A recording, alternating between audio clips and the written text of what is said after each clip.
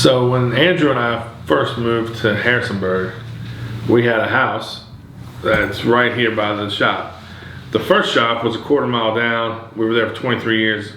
A year and a half ago, we moved to this shop, which is even closer to the house that we shared together, that's since been torn down.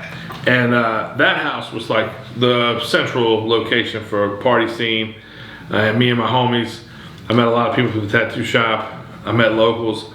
This kid, Fresh Bob, we met down there. He would hang out, and there was a club downtown called Main Street Bar and Grill, and they had DJs on certain nights, and it was dope. We'd go down there, and the DJ would always shout out Alley Cat, and we had it pretty hooked up. You know, we didn't wait in line. We got ushered to the front. I could bring a crew, and I get Porter on the Chronicle one day. Porter tell you a story about Main Street Bar and Grill.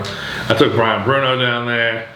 I took all your favorite tattooers down there a long time ago. But anyway, afterwards, a lot of times we would hit the local Sheets, which is kind of like a Wawa if you're not familiar with Sheets. It's very, East Coast thing.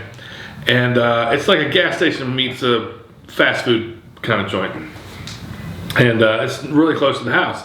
So me and Fresh Bob, my friend Booger, go down there to get some food after a late night at the club. And me and Booger go in the bathroom, and when we come out, Fresh Bob, who was a nice guy and doesn't bother anybody, these guys are fucking with him. They're picking on him a little bit, And Bob's just playing it cool. He's uncomfortable. It's clear he's uncomfortable. He doesn't know what to do. And me and Booger realize that he's getting picked on. And we're like, what the fuck? What the fuck's going on? Well, Booger picks up a bubblegum machine, like a big thing you put a quarter in, and he picks up this motherfucker like it's a baseball bat and starts running at these fucking guys, and they run outside. And so he sets kind of throws the bubblegum machine down, and I catch it, like keep it from breaking it. So I set it back up, and I look at Bob, and Bob's waiting in line for his food, and I'm like talking to Bob. And I thought Booger was like chasing them off. So I'm like, yo, Bob, don't let these motherfuckers, talk shit. Blah, blah, blah, we're talking. I turn around and I see these guys coming at Booger, 3 of them. And Booger sort of had a signature move when it was time to get down. He always took his shirt off. Well, in this particular case, he took his shirt off, but he also removed his belt.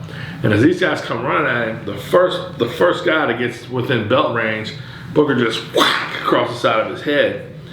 Well, the hook on the belt goes like in his conch, like right where his ear meets his head, and goes through, and Booger just jerks it, and it rips his ear and his tragus just pow right off. And it looks like he's been shot in the fucking head, and he collapses to the ground, and the other 2 guys, one of the guys jumps to his friend, and the other guy jumps on Booger, and he starts hitting Booger.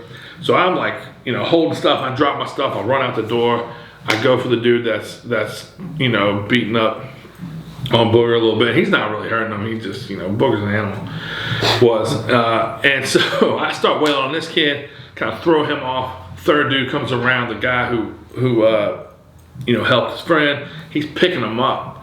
And this motherfucker looks like a scene out of a movie. You've never seen so much blood. And my man Bug Knight is just focused. So I push Booger. I grab his shirt. I push him back into the sheets. I go, yo, Bob, get the car ready. I take him back into the bathroom with Sheets. I put your shirt on, put your belt on. I'm looking at him like, yo, we need to focus right now. We gotta get to the car and get the fuck out of here. I don't know what you were thinking. And Booger's I'm like, yo, dog, I'm serious. It's time to focus. I turn him around. He's in front of me. I kind of got my hand on his back, open the bathroom door, 4 cops, guns like this, pow, pow, pow, all on us. So they're like, immediately detain us outside. This guy, I don't know if he's getting a blood transfusion or what. Shit's fucked up. And so they look at the tapes, and they lock Booger up. He's handcuffed in the backseat of the car, and I shouldn't make a joke, but he'd get it, he'd laugh. I go over to the car, and Booger's like, yo, I'm never gonna recover from this. And I'm like, yo, you're gonna be fine. I'm gonna get you out of jail. It's gonna be fine. Those dudes were fucking with us. Don't worry about it. He's like, they better take my shoelaces and my belt. I go, oh, they're taking your belt. That's 100%. They're taking your belt. He's like, they better take my shoelaces. I'm gonna hang myself. I'm like, no, you're not. Just relax. You're gonna be fine. And of course, he got him out of jail the next day, man. Ended up going to court. all charges were dropped. You know what I'm saying?